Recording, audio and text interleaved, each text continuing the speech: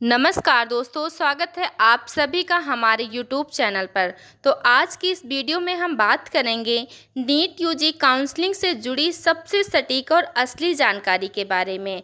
जी हाँ, क्योंकि हम बात करने वाले हैं नीट यूजी सन 2025 round third counselling exposed process की, यानी वो सच जो शायद ही कोई आपको बताता हो। दोस्तों, राउंड फर्स्ट और राउंड सेकेंड के बाद अब सबकी उम्मीदें राउंड थर्ड पर टिकी हैं।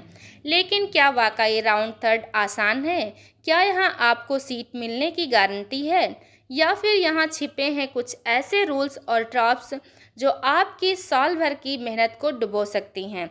चलिए शुरू करते हैं, जानते हैं कि राउंड थर्ड काउंसलिंग का पूरा असली सच क्या है। जी हाँ, राउंड थर्ड में कौन कौन एलिजिबल है इसके लिए। तो वे स्टूडेंट जिन्होंने राउंड फर्स्ट या राउंड सेकंड में सीट नहीं मिली है, जिनको पहले सीट मिली थी लेकिन उन्होंने ज्वाइन नहीं किया है, नए कैंडिडेट्स भी फ्रेश रजिस्ट्रेशन करके इसमें हिस्सा ले सकते हैं।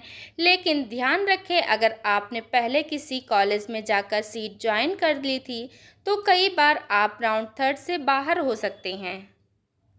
अब हम बात करते हैं राउंड थर्ड का सच क्या है। तो अपग्रेड का रिस्की गेम। तो राउंड थर्ड में अगर आप अपग्रेड चुनते हैं तो आपको पुरानी सीट छोड़नी पड़ेगी। अगर नई सीट अलाट नहीं हुई तो आप बिल्कुल एम्प्टी हैंड रह सकते हैं।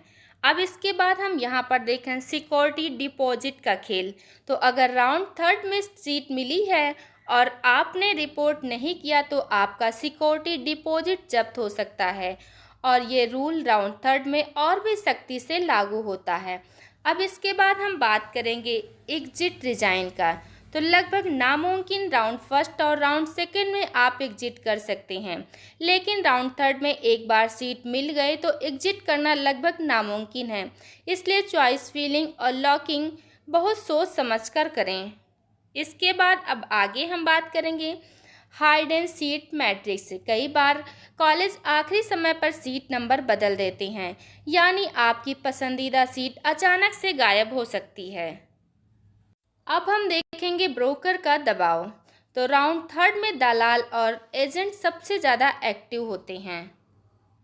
यहाँ पर कुछ जगहों से आपको लालच भी मिलेगा, लेकिन ये बहुत ही रिस्की है। आप इन सब से बचना है, वरना धोखा खा सकते हैं। अब हम बात करेंगे राउंड थर्ड की ऑफिशियल डेट्स जो है एमसीसी ऑल इंडिया कोटा की। तो रजिस्ट्रेशन जो है 29 सितंबर से 5 अक्टूबर सन 2025। चॉइस फिलिंग और लॉकिंग जो है 5 अक्टूबर से, चॉइस फिलिंग और लॉकिंग जो है 30 सितंबर से 5 अक्टूबर। अलाटमेंट प्रोसेस जो है 6 से 7 अक्टूबर, और रिजल्ट जो है 8 अक्टूबर सन 2025। कॉलेज रिपोर्टिंग ज्वाइनिंग जो है 9 से 17 अक्टूबर। इसके बाद होगा स्ट्रे वैकेंसी राउंड, जहां बची सीटें भरी जाएंगी।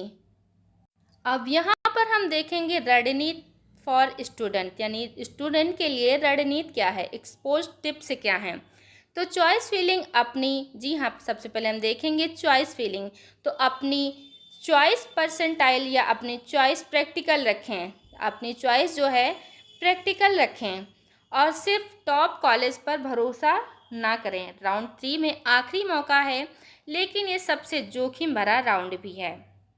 Documents ready, original certificate, fees receipt सब पहले से ही तैयार रखें।